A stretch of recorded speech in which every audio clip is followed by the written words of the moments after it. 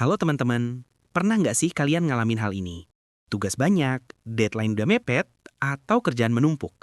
Tapi bukannya langsung dikerjain, kalian malah milih rebahan dulu di kasur. Kadang alasannya cuma sebentar aja, 5 menit. Tapi tahu-tahu udah berjam-jam berlalu. Dan akhirnya rasa panik dan penyesalan pun datang.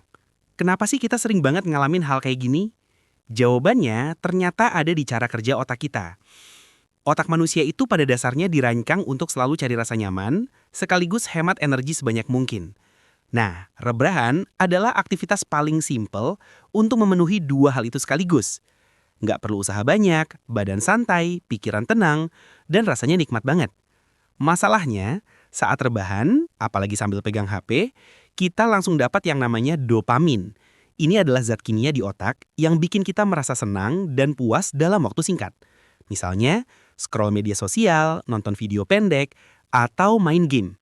Rasa senangnya instan, tapi cepat hilang.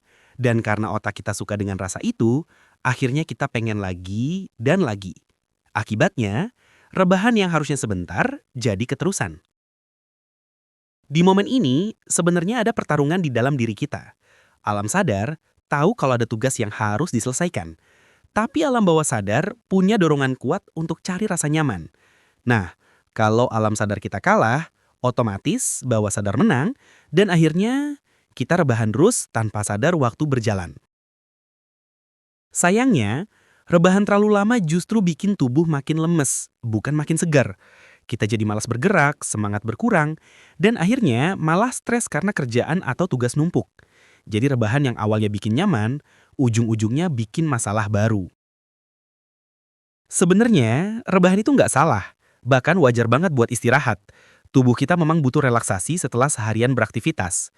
Tapi yang salah adalah kalau rebahan dijadikan alasan untuk lari dari tanggung jawab. Makanya, coba kasih batas waktu. Misalnya, rebahan hanya 10 hingga 15 menit, lalu pasang alarm untuk segera bangun. Atau gunakan trik sederhana, langsung berdiri dan minum air, biar tubuh tersimulasi untuk bergerak lagi. Ingat, semakin lama kita diam, semakin berat rasanya untuk bangkit. Jadi teman-teman, rebahan itu memang nikmat, tapi jangan sampai hidup kita berhenti hanya karena kasur lebih kuat menarik kita daripada mimpi yang seharusnya kita kejar. Pilih rebahan yang seperlunya, supaya kita tetap bisa menikmati kenyamanan tanpa kehilangan kesempatan untuk berkembang.